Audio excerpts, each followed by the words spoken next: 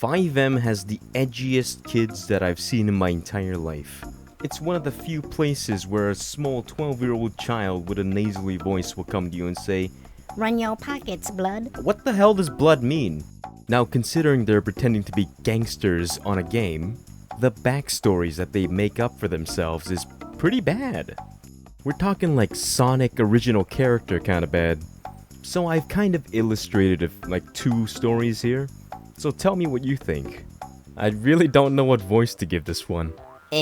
How to even start this journal? Well, here goes. Oh, fuck no. I'm not doing that for the whole thing. Alone and desperate, Zark was taken under the wing of notorious crime lord named Viktor Petrov. Once again with the weird fucking names. The first cunt's name was Waru Opake, which meant evil ghost. Now we got Zark.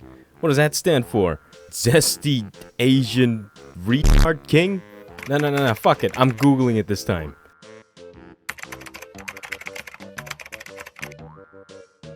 Zark, slang, euphemistic, means fuck. Your name is fuck. Jesus Christ, guys. First it was evil ghost, now your name is just fuck. Oh look, derived terms, Zarkov. This only reminds me of the German Zerkinov. I have a lotion on you. Why is there lotion there? But you zerking off? You must be zerking off, German. Why do you have a lotion there? You zerking off? You zerked off today. Anyways, he was taken under the wings of notorious crime lord Viktor Petrov, whose icy blue eyes hid a malevolence that sent shivers down even the bravest spines. Under Victor's tutelage, I learned the art of deception, manipulation, and violence. I'm starting to think my ex might have been a student of Viktor Petrov. Oh, and if you're watching this, you still owe me $55. As the years passed, I became an integral part of Victor's criminal empire. I climbed the ranks of his organization, leaving a trail of blood and broken alliances in your wake? Not sure why the hell it would be in my wake, but you know, this kid's literally called fuck. He's not that smart. Moving on. Redemption's under... let me read this right. Redemption's underworld was your playground, and fear was my currency. That makes no fucking sense. Anyways, years later, a chance encounter with a kind-hearted stranger awakened long-buried emotions, reminding me of the innocence I had lost along the way. He was able to leave the mafia. Then he joins the police department and becomes a lieutenant. His background checks just don't exist. Now this next part is pretty much the entire reason why I decided to review this story. He meets someone called Sarah, which he claims is the one person that would be there for the rest of his entire life. But a fucking tsunami apparently hits his house. But thankfully, Sarah was at work. He gets a message from her saying to get out. I'll be fine. What do you think he does next? Does he move out of the tsunami area and try to find her at her job? Does he perhaps help the civilians involved in the tsunami because he's a cop? Or does he take his motorcycle and go on a trip to Japan for some reason? That's right, he takes his motorcycle on a trip and just goes to Japan. And that's it, that's the whole story. Okay, now we're done with the short story. But now let's get down to the main course.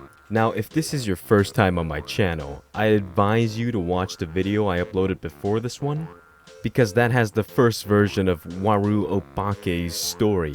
Turns out the first one wasn't bad enough, he updated, and now it's even worse. So go check out that video first. I'm gonna try to leave a link somewhere.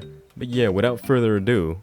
Now, in this second version of the story, he didn't kill his parents, but instead was abandoned by them and was given to neighbors due to government's lack of knowledge of his family?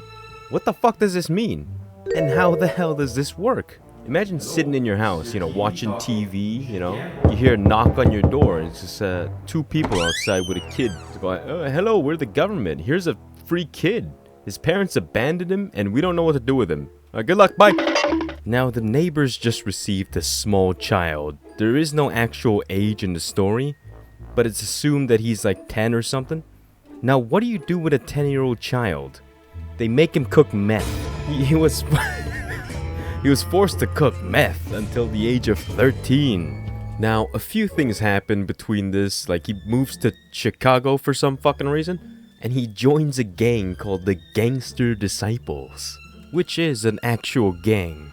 Let's just hope they don't see this story, because it's pretty bad.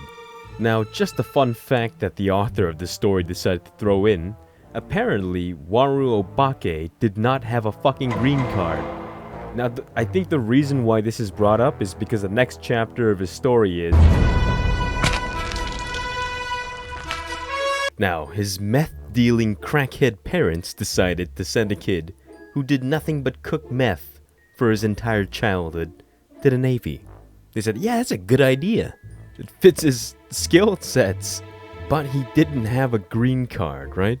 So apparently his infinitely talented parents decided to forge him a green card that could fill the US military. Now sure, the military isn't that good on, like, you know, any sort of checks. But he makes it into the fucking Navy SEALs at the age of 19. So the explanation given for this was that the military started looking further into his history. Waru Obake, however, was able to pass verification, but that was apparently because the government didn't expect somebody to make it into the SEALs with a false green card. For the first time in his life, he actually killed people. And the weird part about it, he enjoyed it. It was a stress relief for him. Now, whenever I read shit like this, it just makes me fucking die inside. Because you know, these are the kind of kids sitting in the back of their class drawing their OC on their notebook.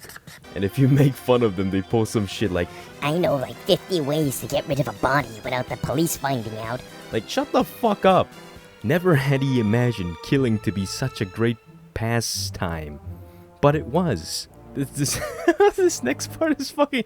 Oftentimes, Waru would plant guns on civilians, then kill the civilian in self-defense. He is just straight up admitting to fucking war crimes. Waru had been a once-in-a-lifetime prodigy in combat, yet he wasted it on murder. Waru had become deranged. Okay, so we're back to him being deranged. The Navy began to catch whiff of his antics and put a stop to it. They had no evidence of his crimes, so he was simply pardoned and released from the military on his 20th birthday. That's right, 1 year of war turned Waru into a psycho. This fucking guy always reverts to making his character just an insane person.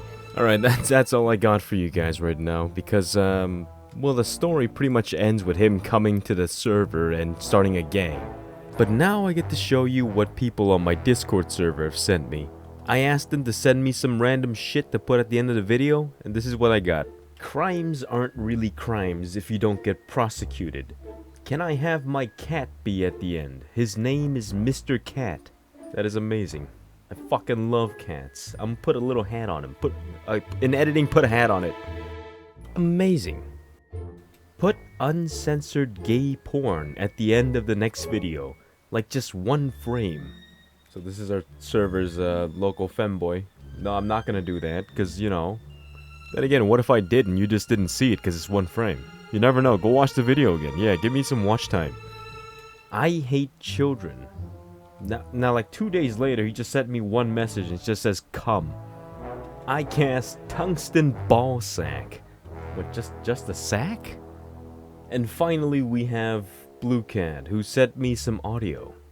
So you guys are gonna have to enjoy that.